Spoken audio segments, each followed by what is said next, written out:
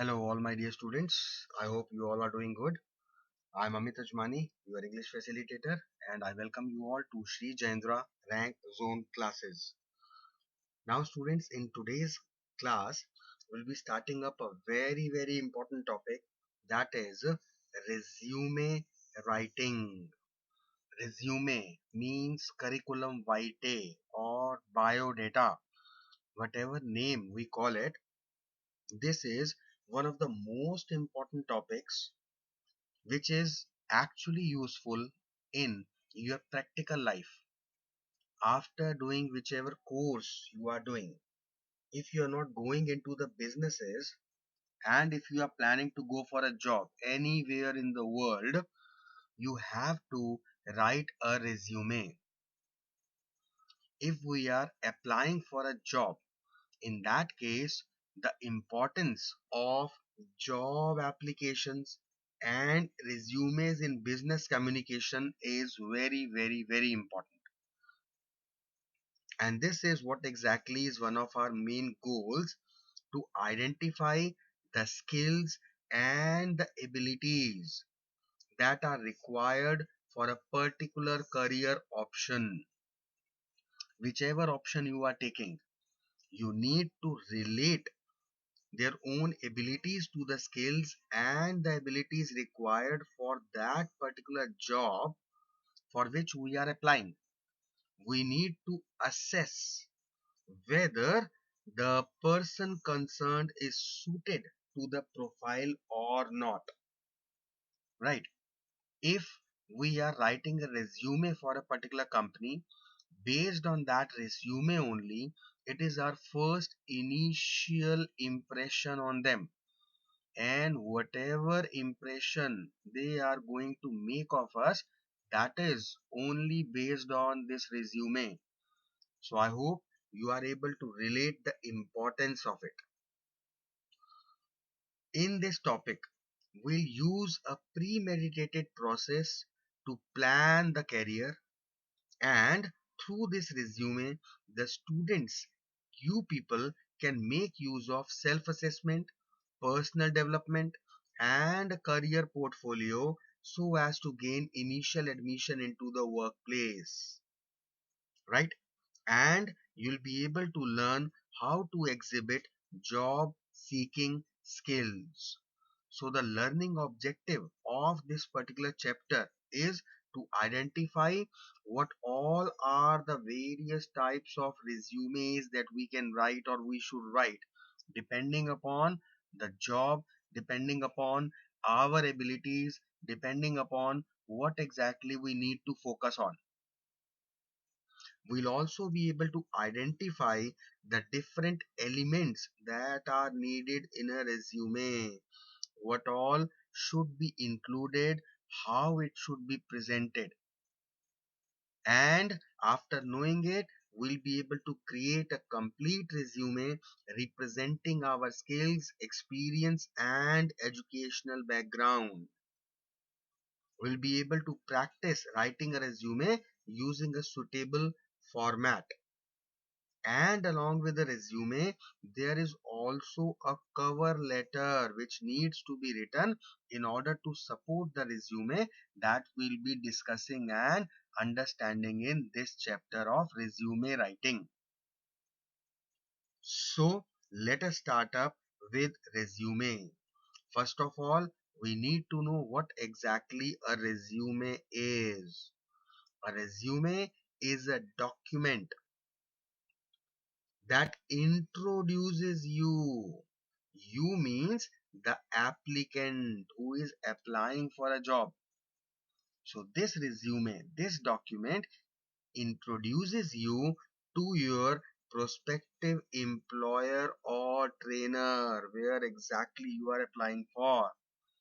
This is the document which will tell them as to who you are, what you have done, and most importantly, why they should hire you for their organization, for their company, how and wherein you can be actually of any importance for the company, of any advantage for the company, right? Now, first thing that we need to keep in mind is that there is no need for a trainer or any of your employers to know absolutely all whatever things is there to know about you. No, in a resume, what exactly we try to deliver is we need to tell them, we need to show them that we are suited to the course or the job. That means whatever skills, whatever knowledge, whatever understanding, whatever personality traits are required for this job, what are the various things those employers are looking in a person before offering him a job. You need to tell them that you possess all these skills and qualities and knowledge and all the education, and that is why it becomes of utmost importance that we need to choose what we write in our resume very very wisely, right? Now we need to really think about lot many things before writing a resume. Before writing a resume, we need to pick out those of our skills that are most suited for the position for which you are applying, and we have to present all our skills in such a manner that the prospective employer or our trainer evaluates all our skills, all our knowledge quickly and easily. So, the importance of a good resume can never be underestimated because it is our first impression, and we know that the first impressions are very important. The first impression that you are able to make on a prospective employer or trainer, it depends on the content and presentation of your resume, and based on that impression it will be decided whether you will be called up for a personal interview or not. It will be decided by your employers whether they wish to hire you for the job or not, right? We already know how much competitive the job market is. There is a cutthroat competition. So it is must, it is imperative that you make an impression over your employers through your resume, so that it will give you the best possible chance of getting the employers or the trainers attention, right? And along with the resume, we need to write a cover letter also, because whatever resume you are making, it is incomplete without a cover letter. Now what exactly is a cover letter? A cover letter is a letter that accompanies the resume, and it reflects your knowledge of the employer or trainer. The purpose of this cover letter is to introduce you to an organization, to convey to them why exactly you are interested in the company, why you want this specific vacancy, and it draws your employer's attention towards your resume. This cover letter also will be doing in detail, but first of all, we'll be starting up with resume, right? This cover letter needs to be a neat, concise, well written, to the point, specific, because both these things combined, resume and cover letter, they will increase your chances of getting an interview. Otherwise directly they are going to refuse. There will be so many candidates applying for one particular job. In a country like India, we have so less jobs, so many highly qualified and educated people, such a tough competition. Over there, you need to make a mark for you. You need to make a space for you. And that is why these resumes are very, very important. Now let us talk about the format of a resume. There are different formats from which we can choose depending upon how we want our resume to be displayed. Let us try to understand them one by one. The first one is a chronological resume. This basically chronological format, it is the most commonly used format. Why? Because it lists your most recent work or education history in reverse chronological order. What exactly is means? It means that whatever you have done most recent, whatever you have learnt most recent, all that education history is listed on top, right? In the reverse order, we will write what exactly we have done. Now, this type of resume places more emphasis on your job titles and your employment history rather than your skills. In the chronological resume, we actually try to put stress on the various job titles where we have worked, our employment history. We are not much focusing on our skills, our knowledge. We are not focusing on that. Now let us try to relate what will be the various subheadings in this chronological resume format. Now from here, the important topic starts. How we are going to write this resume in a chronological format? We'll be writing the name and the contact details that we need to provide to our employer. What exactly is the objective? What is the purpose of joining their organization? Why do you need this job? Why you are joining their company? You have to summarize it. Then you have to provide your academic qualifications and achievements. How? We'll be taking a lot of solved examples. Don't worry about it. Right? The question normally comes in the mind is, sir, how we are going to present academic qualification, how we are going to write objective summary, how we are going to present our achievements. Everything I'll be taking up one by one. Don't worry. Right now, just try to listen, just try to understand. Okay. Next, we'll be writing our co-curricular achievements. Means apart from the educational qualification, your achievements in academics, where exactly are you good at? Are you good in sports or in any type of debate or speeches or extempore type things? This is what we are going to represent.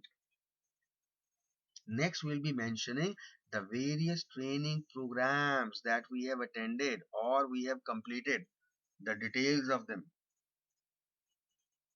We'll be specifying and giving special emphasis on our strengths.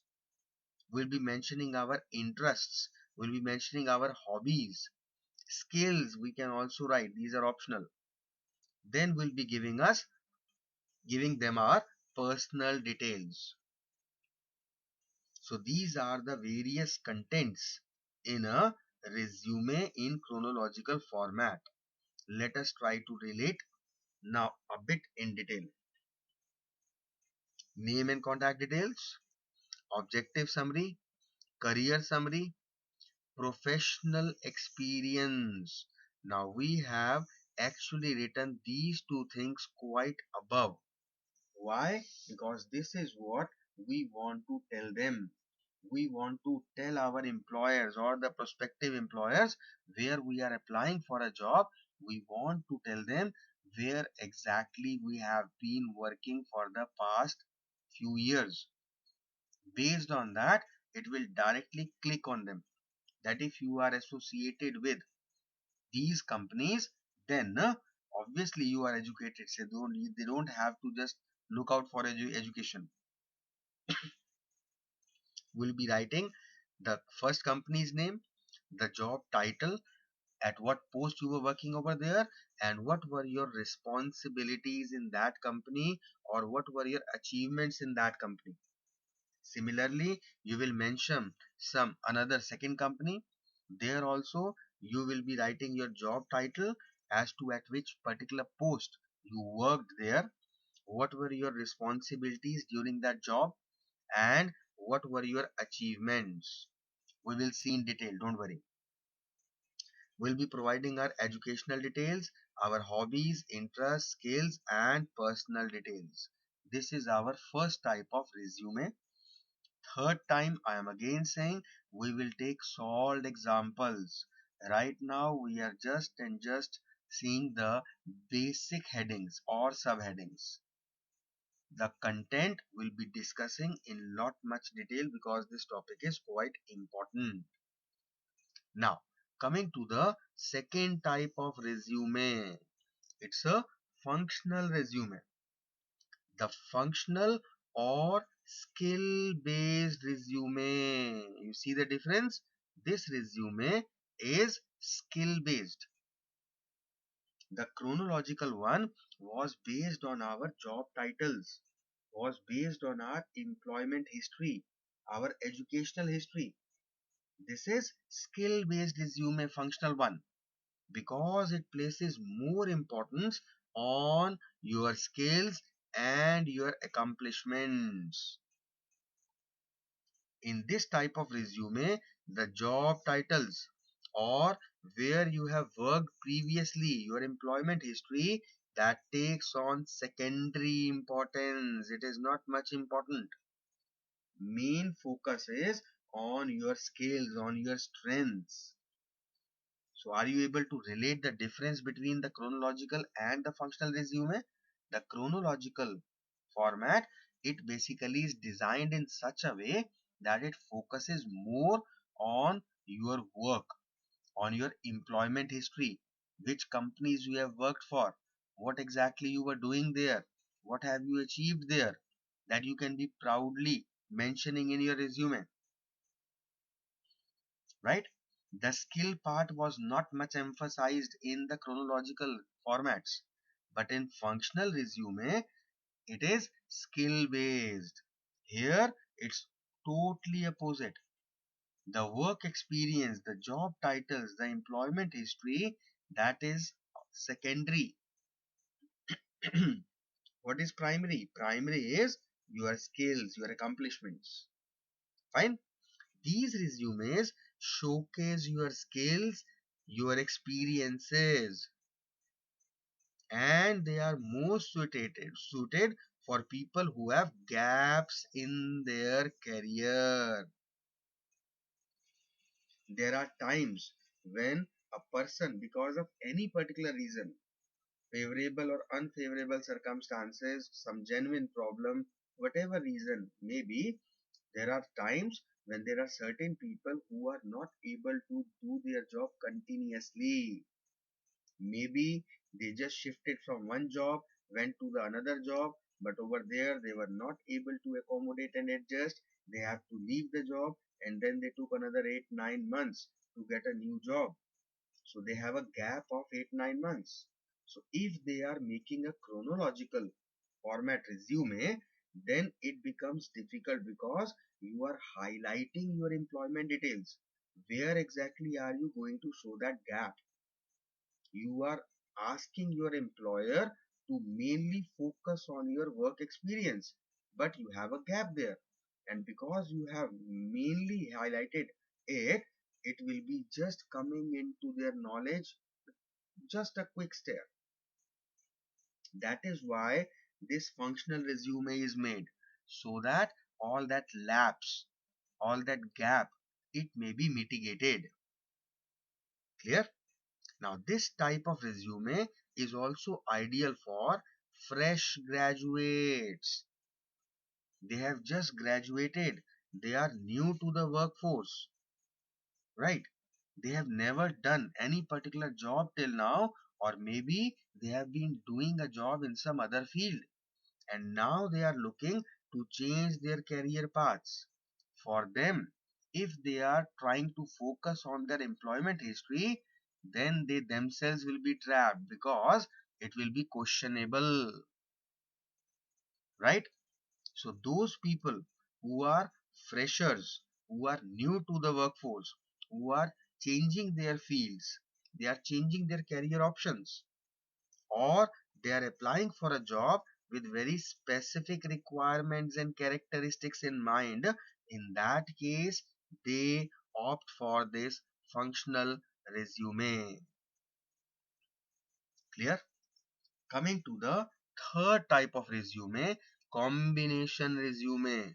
Now, as the name suggests, it will be a combination, a mix of both the chronological and the functional formats.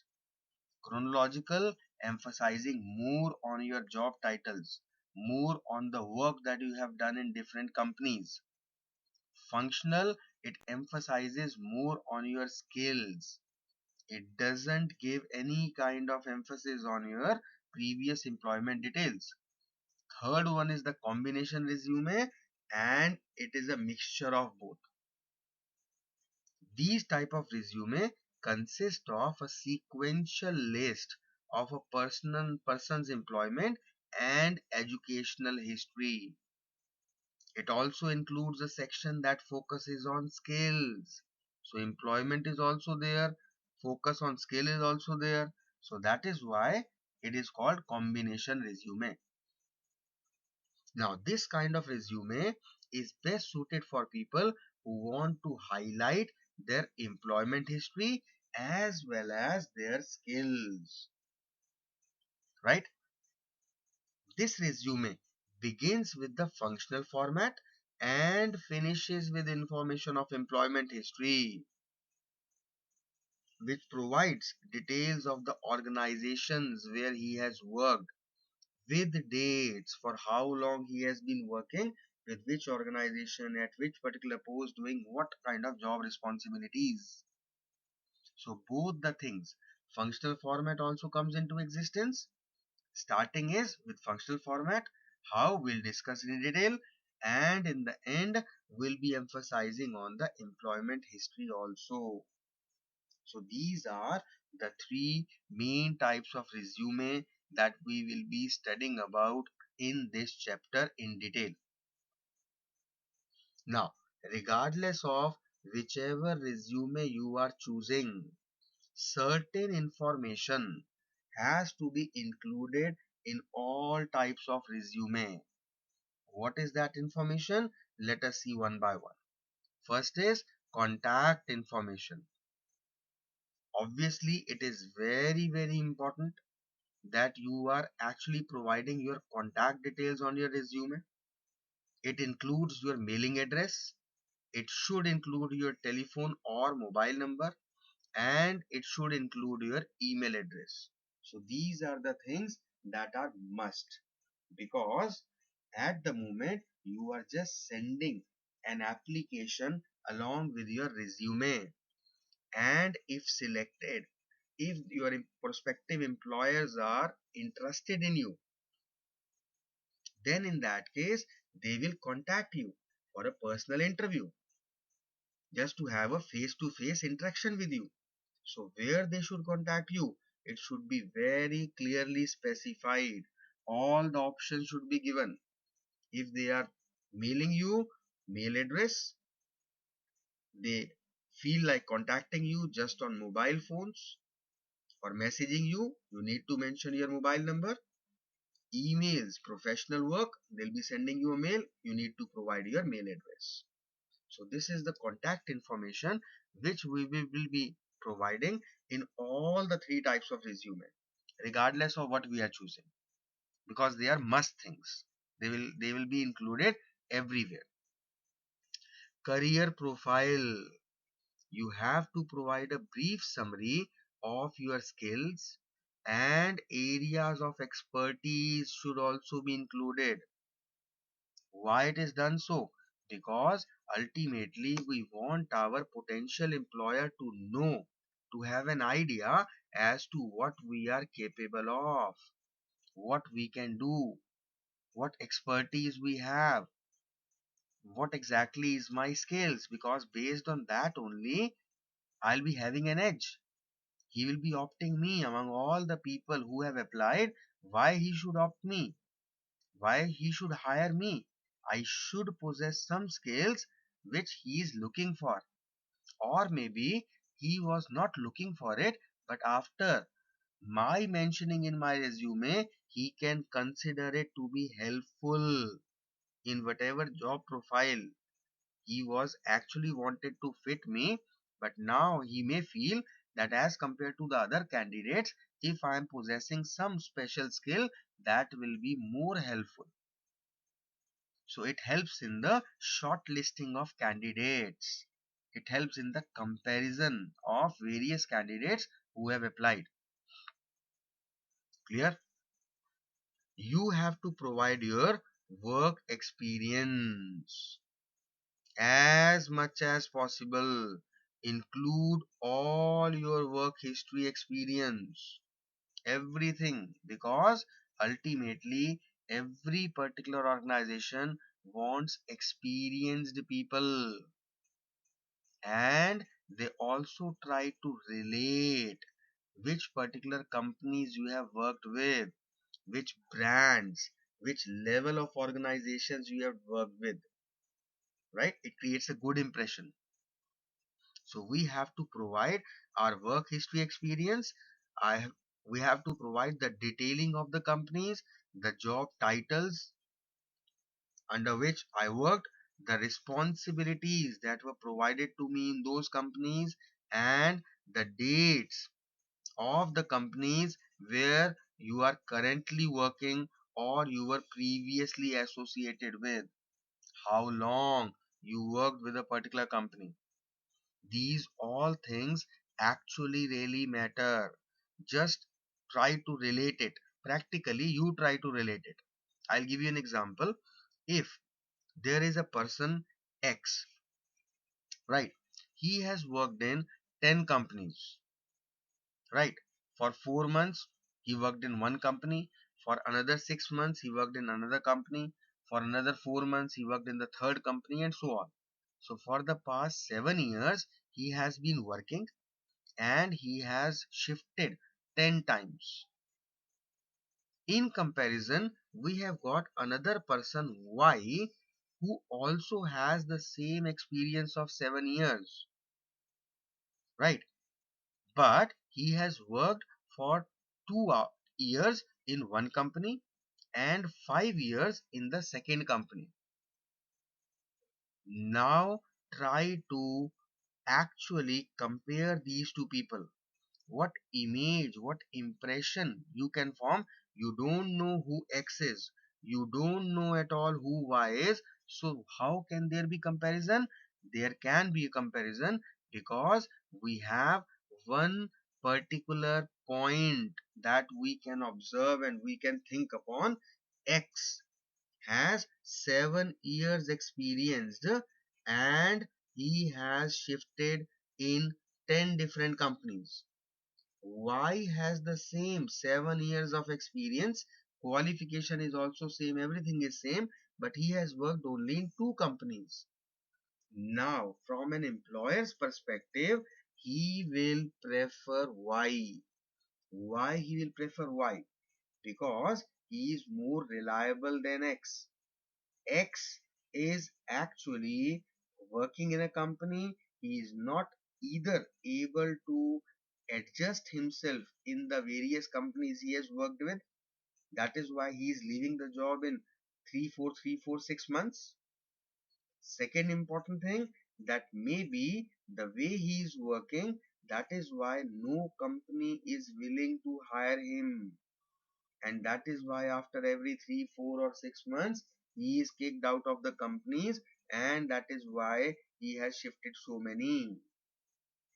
So these are very minute things which the employers, this is just an example that I have given you, but there are certain things which all the employers, different employers, they look at different resumes differently, and they try to make out the best possible they can based on their observation, based on their experiences, right? And then only they will shortlist, because it is not practically possible for any particular prospective employer to call 1000, 2000 people and conduct their interviews just to select one or two or three people. So they shortlist it beforehand so that they can call only 20, 30, 40 applicants, and they will get any one or two whatever they require out of those. And if not, then they will reconsider the rest of the resume, and then maybe they can call another 20, 30 people. That depends, right? So our work experience, we need to include education, quite important. You need to include the details of what exactly you have been doing till now. You have to include the various licenses or various certifications that you have acquired by doing any particular course from any particular organization, because that will be as an evidence that you have genuinely done those courses, right? Last but not the least are your skills. You should mention any relevant skills in terms of if it is software or hardware systems or any other technical skills.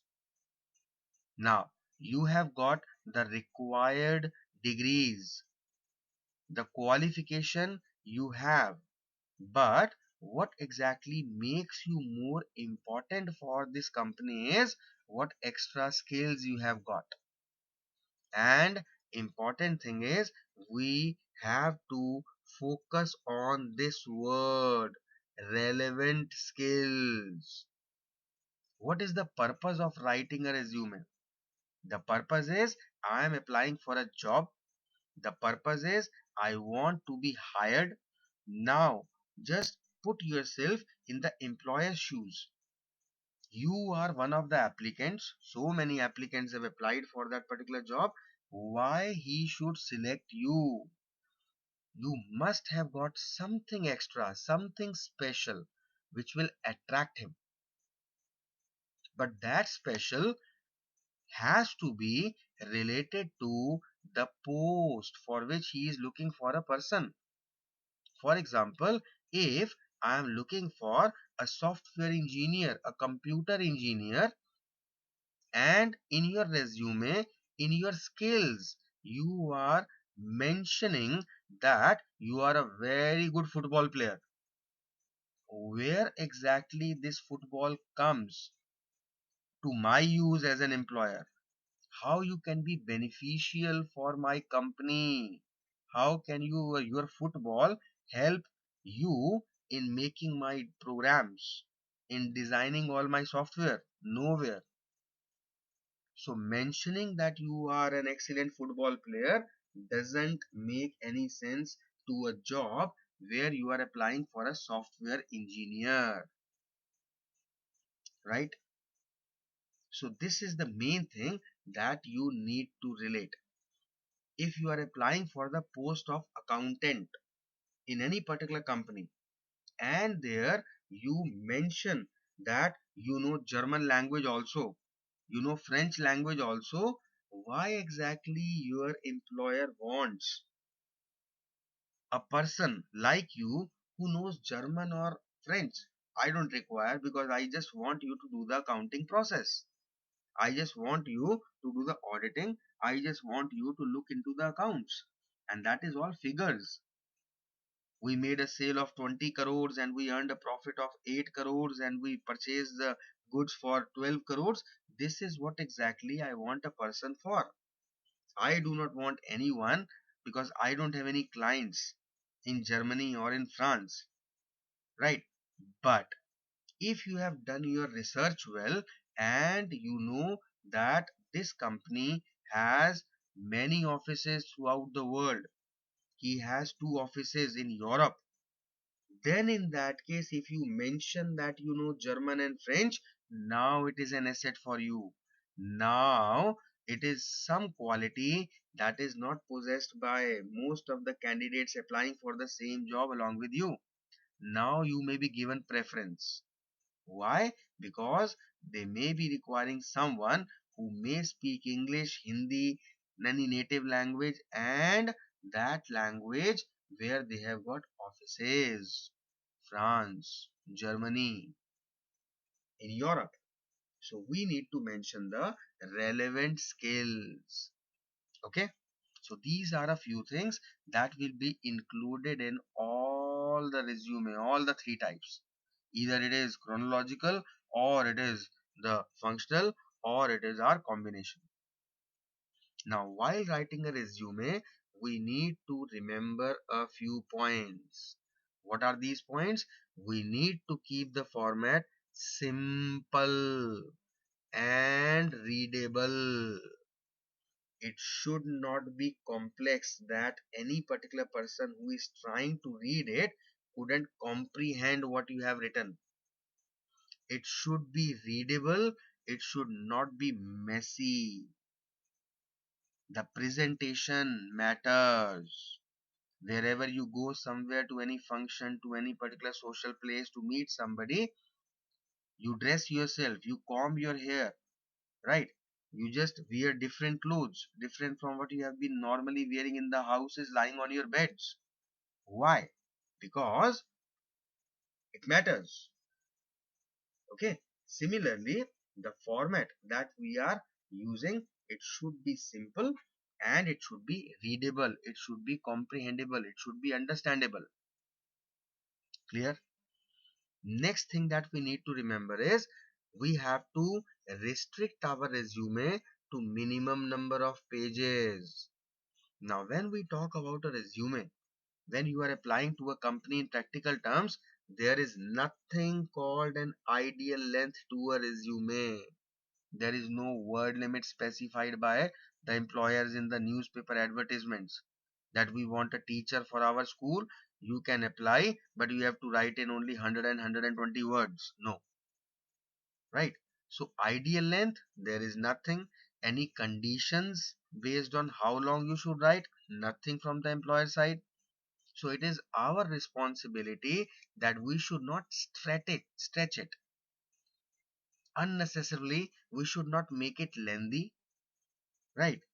We should try to keep it short, crisp, to the point.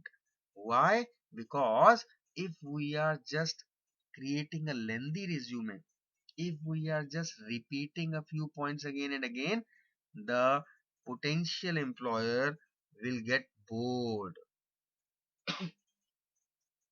right? So this is quite important.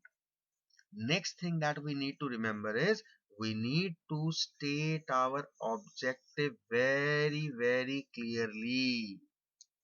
We should not use a broad objective statement. Now, this point will be clear when we'll be just doing the examples, solved examples. There I'll tell you how to write your objective summary, right? Over here, you just have to listen to this sentence that always state your objective. How? That will be taught differently and separately. Provide correct information.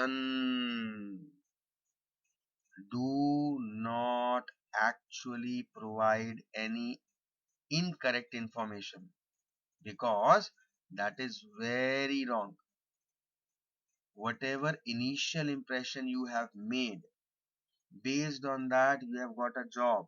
No matter how impressed your employer or trainer was with you based on your resume, or based on your personal interview, or based on your personality, but if you have told a lie in your resume regarding your degrees, regarding your education, regarding your experience, regarding your any particular thing, if you have provided incorrect information, straight away, whenever the truth is disclosed, you are out of the company. Because in a professional organization, it never ever works out telling any lie. So, need to provide correct information. I am talking about this in practical terms when you will be writing the resume for your own self. In theoretical, obviously you need to provide the information that is given to you in the question, right? So this point is having more practical relevance in life rather than theoretical relevance. Next point that we need to remember while writing resume is avoid exaggerations and untruths. Do not over exaggerate. Do not boast. Why? Because the employers or trainers, they may verify whatever you are writing in the resume. And nowadays, it becomes very easy to verify anything from anywhere. You don't have to just specially go to a particular place in order to make some inquiry. Everybody has got a phone. Every organization, every company has an email address, the customer care numbers. So anybody can take it from the internet, from their website, and they can contact and they can confirm. So we should not exaggerate. Whatever we have done, we should be very, very concise to it, right? Next, you need to organize the information in a manner that flows logically. Now, this is quite important. If you remember, while doing the letters, I especially focused on this flow. There should be synchronization of the thoughts. It should not be the messed around thoughts. It should not be like the examiner after reading whatever you are writing, or the employer after reading your resume or cover letter. He could not make out the head or tail out of it. What are you trying to write? In the first line you are writing that I have worked in this particular company for this particular time period. Second line you are adding I am a very good football player. Third line you are writing in my company I was given this job responsibility. Fourth thing you are writing that I am also very good in debates. These things, maybe the sentences are grammatically correct, but if there is no logical flow, then in that case it gives a wrong impression because it confuses the reader, right? So you have to provide and organize the information in such a manner that it flows logically. Either you can start from academics to job experience for resume writing, or you can do the opposite of it. First of all, you will do the job experience and then your academics. But it should not be like you are providing 2 lines for your academics and then 2 lines for your job application. Then back after that job, 2 lines for job, you are just again providing your education, continuing with that. No, it should be in one go. Importantly, your tone should be neutral. You cannot be biased towards any community, any religion. In your resume, you have to be a universal man. No Tamil, no Keralite, right? No Delhi, no Rajasthani, no Punjabi, no Haryanvi, no Assamese, no Kashmiri, nothing. Indian. So it should actually be evident from your letter. There should not be anything which shows your biasness toward any community or any particular religion, right? You have to make sure that there are no grammatical errors, because no matter how beautifully you are writing, no matter how good your content is, no matter how best to best vocabulary you are using, if there are red circles, there is no use. The more the red pen is used by the examiner, the lesser your marks will be. So you need to really work out on grammatical errors, because in this case especially, here you are actually, even though you are normally a student in your real life, but here you are actually acting as the applicant who is applying for a job. He is a very educated, he is a very experienced person, grown up kid. He's a grown-up fellow, right? So grammatical errors should be taken care of. Next point to remember is you need to highlight your achievements instead of responsibilities. That is always better to highlight, right? Because you can show that this is what I have achieved wherever I have worked. Okay. And unless asked for, do not mention the expected salary in the resume. How then we are going to write it? It's negotiable. Negotiable means it's no hard and fast criteria. It is not a particular figure that we'll be arguing about. We'll sit together. I'm open to adjustments. We'll negotiate. We will discuss and accordingly we'll see. So we do not have to mention the expected salary exact amount, because there are times that we are writing that amount and we are creating a wrong image in front of our employer. Either he will directly just throw our resume because we have mentioned the salary on a higher note, so he is not even interested to call you because he knows that your expectations levels are high. And if it is quoted a bit lesser than what it should be or what the figure was there in the managerial part, even then they will feel, number one, maybe you are not that much talented or not that much capable.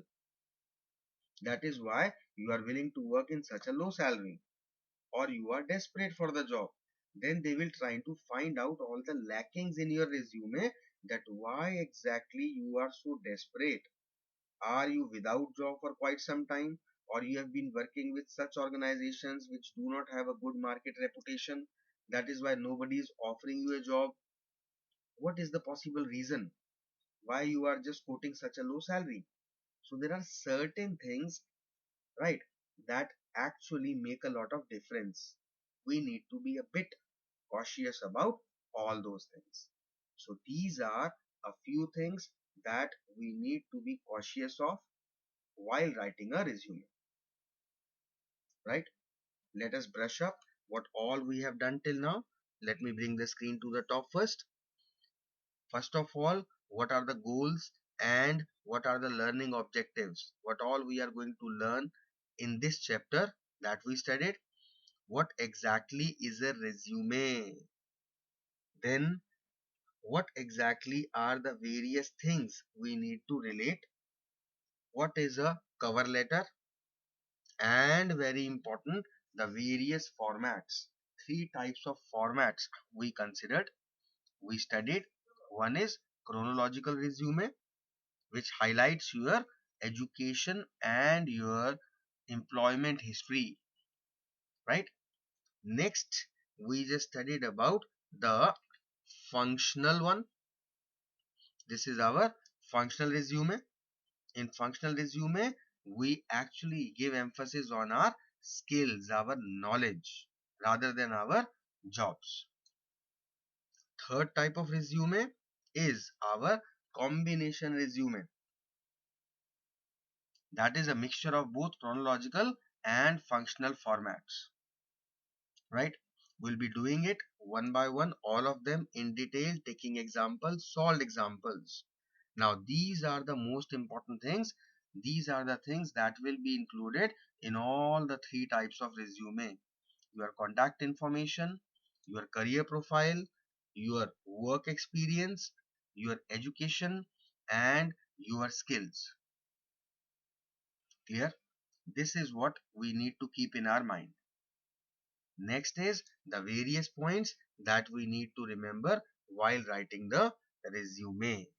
That when we'll be doing practically, we will once again discuss each and everything as to what exactly should be written, what should not be written, whatever should be written, how to present it. Clear? So that I'll be taking up in the next class. Till then, I want you people to just relate, just go through all the things that we have done. Only reading is required. You don't have to do much of the learning at the moment. Just read it one time, try to relate, try to make yourself understand as to what you have read. Then read it the second time after a gap of 3 4 hours or 1 day, so that you remember what are the various things that should be kept in mind, because from next class we'll be taking each one of these resumes one by one with examples, with the content. We'll be taking practical job applications, how a job application is written, how cover letter is written, how a resume is made depending upon different posts. Okay, so till then, have fun, take care of yourself, have a great day.